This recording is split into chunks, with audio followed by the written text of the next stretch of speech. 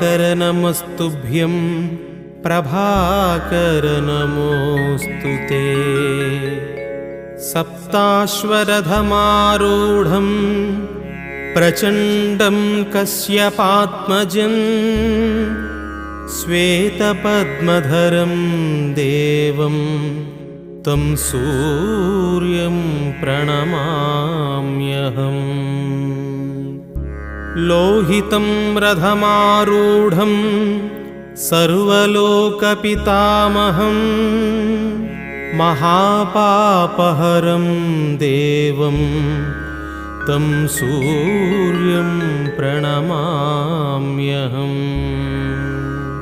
त्रैगुण्यं च महासूरं ब्रह्मविष्णुमहेश्वरं महापापहरं देवं